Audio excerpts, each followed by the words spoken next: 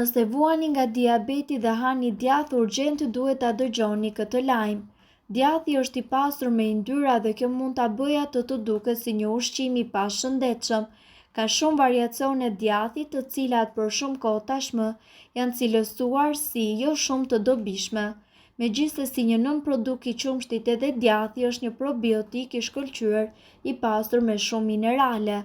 Studime të reja kanë kthyer faqen për sa i përket konsumit të djathit dhe studiuesit kanë treguar se ky ushqim mund të ndikojë në rregullimin e sheqerit në gjak.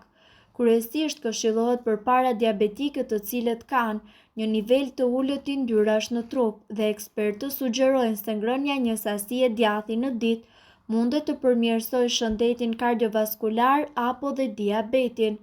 Gjithashtu u vu re se djathi ndihmon edhe në stabilizimin e nivelit të insulinës.